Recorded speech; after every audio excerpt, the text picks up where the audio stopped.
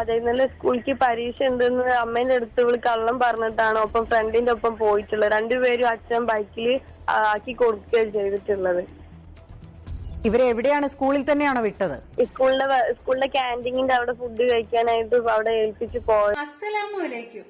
മലപ്പുറം താനൂരിൽ സുഹൃത്തുക്കളായ 2 പെൺകുട്ടികളെ കാണാനില്ല. ദേവദാർ ഹയർ സെക്കൻഡറി സ്കൂളിലെ +2 വിദ്യാർത്ഥികളെയാണ് ഇപ്പൊ കാണാതായിരിക്കുന്നത്.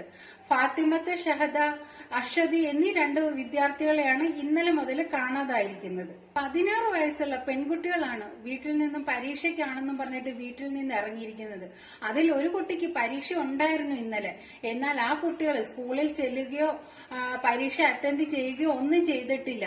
ഇപ്പൊ പോലീസ് അന്വേഷണത്തിൽ കുട്ടി പരീക്ഷ എഴുതിയിട്ടില്ല, അവിടെ ചെന്നിട്ടേ ഇല്ല എന്നാണ് അറിയുന്നത്.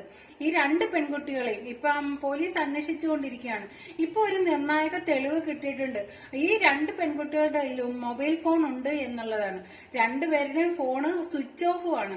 ഇപ്പൊ പറയുന്നുണ്ട് ഒരാളുടെ ഫോൺ ഓൺ ആയിട്ടുണ്ട്, അത് കോഴിക്കോട് ഭാഗത്ത് എവിടെയോ വെച്ചിട്ടാണ്, അത് ടവർ ലൊക്കേഷൻ വെച്ചിട്ട് ഇപ്പൊ തെരഞ്ഞുകൊണ്ടിരിക്കുകയാണ്. പിന്നെ ഈ 2 പെൺകുട്ടികളും ഒരുമിച്ച് എവിടേക്ക് പോയെന്നോ മറ്റൊന്നും വീട്ടുകാർക്കോ ആർക്കോ അറിയില്ല. എന്തെങ്കിലും പ്രശ്നങ്ങളുണ്ടോ, ഇവര് തമ്മിൽ എവിടെങ്കിലും എന്തെങ്കിലും ദുരൂഹതയുണ്ടോ ഒന്നും അറിയാൻ കഴിയുന്നില്ല. സ്കൂളിലേക്കെന്നും പറഞ്ഞിട്ടാണ് രാവിലെ 2 പേരും കൂടി ഇന്നലെ രാവിലെ ഇവിടുന്ന് വീട്ടിൽ നിന്ന് പുറപ്പെട്ടത്. എന്തായാലും അതിന്റെ ചേച്ചി, അതായത് ഈ അശ്വതി, ഈ കാണാതായ കുട്ടി അശ്വതിയുടെ ചേച്ചി ഒരു മൊഴി കൊടുക്കുന്നുണ്ട്. എന്തായാലും അതൊന്ന് നമുക്ക് കേട്ടു നോക്കാം. കാണാതായ അശ്വതിയുടെ സഹോദരി ദിവ്യ ടെലിഫോൺ ലൈനിൽ ചേരുന്നുണ്ട്. ദിവ്യ, കേൾക്കാമല്ലോ അല്ലേ? അതെ മാഡം, കേൾക്കുന്നുണ്ട്.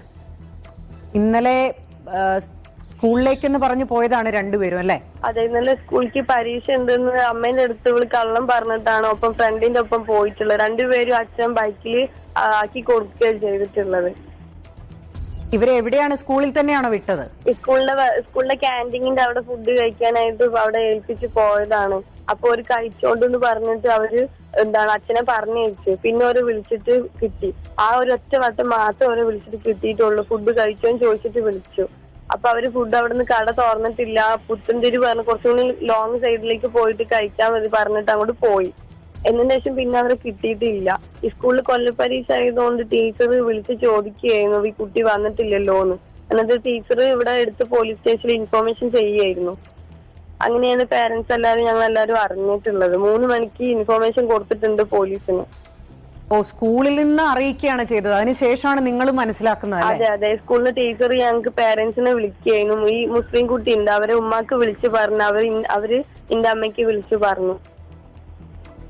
ഓക്കെ ദിവ്യ, ഈ പോലീസിൽ അറിയിച്ച ശേഷം ഇപ്പൊ ഇന്നലെ ഉച്ചയ്ക്ക് മുതൽ ഇവരെ കാണാൻ ഇല്ല എന്നാണ് പറയുന്നത്. അപ്പൊ അന്വേഷണം എങ്ങനെയാണ്?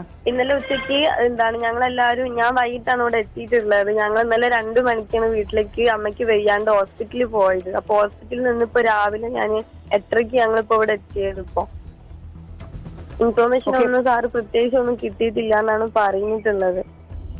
ദിവ്യ, ഇവരുടെ 2 പേരുടെയും കയ്യിൽ ഫോൺ ഉണ്ടല്ലേ? 2 പേരുടെ കയ്യിൽ ഫോൺ ഉണ്ട്. സ്വിച്ച് ഓഫ് ആയതുകൊണ്ട് ട്രേസ് ചെയ്യാൻ പറ്റുന്നില്ല എന്നാണ് പറയുന്നത്. 2 പേരുടെയും ഫോൺ സ്വിച്ച് ഓഫ് ആണ്? അതെ അതെ, അവര് പോലീസ് അന്വേഷിക്കുന്നുണ്ട് സാറുമാര്.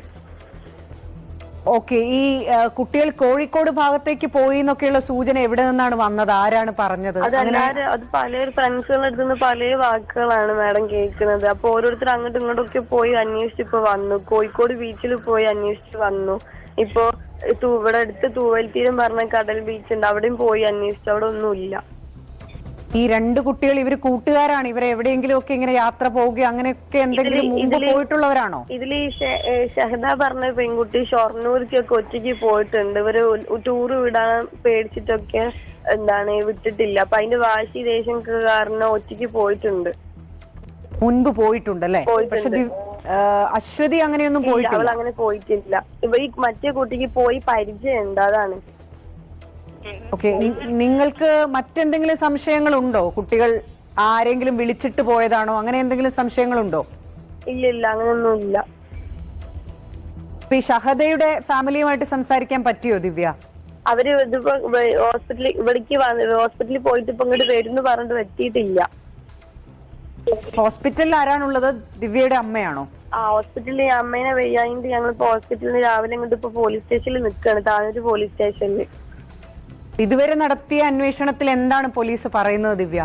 അത് കോളിലേക്ക് കിട്ടിയിട്ടുള്ള ഉച്ചയ്ക്ക് 2 മണിക്ക് ഒരു കോള് എടവണ്ണ പറഞ്ഞിട്ടുള്ള ഒരു സ്ഥലത്തു നിന്ന് ഒരു വ്യക്തി വിളിച്ചിട്ടുണ്ട്. ഈ രണ്ടുപേരുടെ ഫോണിലേക്ക് വിളിച്ചിട്ടുണ്ട്.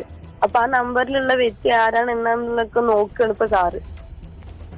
ഓക്കെ, ഈ ഫോൺ വിളി വന്നതിന് ശേഷമാണ് ഈ കുട്ടികളെ കാണാതായിട്ടുള്ളത്. ലാസ്റ്റ് വന്ന കോളാണ് പോലീസ് പരിശോധിക്കുന്നത് അല്ലേ? അതെ അതെ, ഉച്ചയ്ക്ക് 2 മണിക്ക് ഞങ്ങള് പേരന്റ്സും ബന്ധുക്കളും അല്ലാണ്ട് വേറൊരു നമ്പർ എടവണ്ണയിൽ നിന്ന് വിളിച്ചിട്ടുണ്ട്.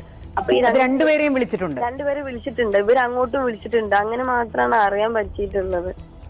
ഓക്കെ, ആ നമ്പർ ആരാണ് എന്താണെന്ന് ട്രേസ് ചെയ്യാൻ പറ്റിയിട്ടുണ്ടോ ദിവ്യ? പോലീസ് എന്താ പറയുന്നത്? ഇപ്പൊ കിട്ടിയ ഇൻഫോർമേഷൻ അത് ട്രേസ് ചെയ്തോണ്ടിരിക്കുകയാണ് സാറുമാര്. അതെ അല്ലേ? ഓക്കെ. ഇപ്പോഴത്തെ കുട്ടികളുടെ പോക്ക് എങ്ങോട്ടാണ്?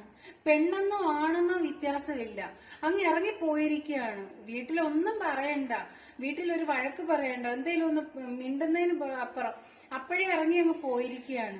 ഇതിപ്പോ പ്രശ്നം എന്താണെന്ന് അറിയില്ല. എന്ത് പ്രശ്നത്തിന്റെ പേരിലാണെങ്കിൽ പോലും ഇവര് ഇറങ്ങി അങ്ങ് പോയി. ഇവരുടെ വീട്ടുകാർ അനുഭവിക്കുന്ന ആ ഒരു വേദന, ആ ഒരു ടെൻഷൻ ഇവളുമാർക്കത് മനസ്സിലാവുന്നില്ല. ഇവര് ഇനി എവിടെയോ പോയിക്കോട്ടെ, ഇവരെ ഏതെങ്കിലും കാട്ടാളന്മാരുടെ കൈകളിൽ ഇവരെത്തിപ്പെട്ട എന്ത് ചെയ്യും? ഈ പെൺകുട്ടികൾക്ക് യാതൊരു 16 വയസ്സില്ലേ, വെറും കുട്ടിയൊന്നും അല്ലല്ലോ ഇറങ്ങിപ്പോയി.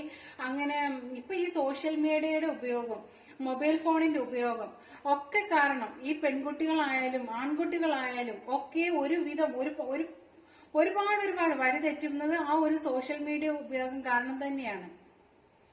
എന്തായാലും എത്രയും പെട്ടെന്ന് ഈ പെൺകുട്ടികളെ കിട്ടട്ടെ, ഒരാപത്തും കൂടെ. സ്കൂളിലേക്കെന്ന് പറഞ്ഞു പോയതാണ് രണ്ടുപേരും അല്ലേ? അതെ, ഇന്നലെ സ്കൂളിലേക്ക് പരീക്ഷ ഉണ്ടെന്ന് അമ്മേന്റെ അടുത്ത് ഇവള് കള്ളം പറഞ്ഞിട്ടാണ് ഒപ്പം ഫ്രണ്ടിന്റെ ഒപ്പം പോയിട്ടുള്ളത്. രണ്ടുപേരും അച്ഛൻ ബൈക്കിൽ ആക്കി കൊടുക്കുകയാണ് ചെയ്തിട്ടുള്ളത്. ഇവരെ എവിടെയാണ്? സ്കൂളിൽ തന്നെയാണോ വിട്ടത്? സ്കൂളിന്റെ ക്യാൻറ്റീനിന്റെ അവിടെ ഫുഡ് കഴിക്കാനായിട്ട് അവിടെ ഏൽപ്പിച്ച് പോയതാണ്. അപ്പൊ ഒരു കഴിച്ചോണ്ടെന്ന് പറഞ്ഞിട്ട് അവര് അച്ഛനെ പറഞ്ഞയച്ചു. പിന്നെ അവരെ വിളിച്ചിട്ട് കിട്ടി. ആ ഒരു ഒറ്റ വട്ടം മാത്രം അവരെ വിളിച്ചിട്ട് കിട്ടിയിട്ടുള്ളൂ. ഫുഡ് കഴിച്ചോന്ന് ചോദിച്ചിട്ട് വിളിച്ചു. അപ്പൊ അവര് ഫുഡ് അവിടെ നിന്ന് കട തുറന്നിട്ടില്ല, പുത്തൻതിരി പറഞ്ഞ് കുറച്ചുകൂടി ലോങ് സൈഡിലേക്ക് പോയിട്ട് കഴിക്കാൻ മതി പറഞ്ഞിട്ട് അങ്ങോട്ട് പോയി. എന്നതിന് ശേഷം പിന്നെ അവരെ കിട്ടിയിട്ടില്ല. ഈ സ്കൂളിൽ കൊല്ലപ്പരീക്ഷ ആയതുകൊണ്ട് ടീച്ചർ വിളിച്ച് ചോദിക്കുകയായിരുന്നു ഈ കുട്ടി വന്നിട്ടില്ലല്ലോ എന്ന്. എന്നിട്ട് ടീച്ചർ ഇവിടെ എടുത്ത് പോലീസ് സ്റ്റേഷനിൽ ഇൻഫോർമേഷൻ ചെയ്യുകയായിരുന്നു. അങ്ങനെയാണ് പേരന്റ്സ് എല്ലാവരും ഞങ്ങളെല്ലാരും അറിഞ്ഞിട്ടുള്ളത്. 3 മണിക്ക് ഇൻഫോർമേഷൻ കൊടുത്തിട്ടുണ്ട് പോലീസിന്. ഓ, സ്കൂളിൽ നിന്ന് അറിയിക്കുകയാണ് ചെയ്തത്, അതിനുശേഷമാണ് നിങ്ങൾ മനസ്സിലാക്കുന്നത്? അതെ അതെ, സ്കൂളിലെ ടീച്ചർ ഞങ്ങൾക്ക് പേരന്റ്സിനെ വിളിക്കുകയായിരുന്നു. ഈ മുസ്ലിം കുട്ടി ഉണ്ട്, അവരെ ഉമ്മാക്ക് വിളിച്ചു പറഞ്ഞു, അവര് എന്റെ അമ്മയ്ക്ക് വിളിച്ചു പറഞ്ഞു. ഓക്കെ ദിവ്യ, ഈ പോലീസിൽ അറിയിച്ച ശേഷം ഇപ്പൊ ഇന്നലെ ഉച്ചയ്ക്ക് മുതൽ ഇവരെ കാണാൻ ഇല്ല എന്നാണ് പറയുന്നത്. അപ്പൊ അന്വേഷണം എങ്ങനെയാണ്? ഇന്നലെ ഉച്ചയ്ക്ക് ഞങ്ങളെല്ലാരും, ഞാൻ വൈകിട്ടാണ് ഇവിടെ എത്തിയിട്ടുള്ളത്. ഞങ്ങൾ ഇന്നലെ 2 മണിക്കാണ് വീട്ടിലേക്ക് അമ്മയ്ക്ക് വയ്യാണ്ട് ഹോസ്പിറ്റലിൽ പോയത്. അപ്പൊ ഹോസ്പിറ്റലിൽ നിന്നിപ്പോ രാവിലെ ഞാൻ 8:30 ഞങ്ങളിപ്പോ ഇവിടെ എത്തിയത്. ഇപ്പൊ ഇൻഫോർമേഷൻ ഒന്നും സാറ് പ്രത്യേകിച്ച് ഒന്നും കിട്ടിയിട്ടില്ല എന്നാണ് പറഞ്ഞിട്ടുള്ളത്.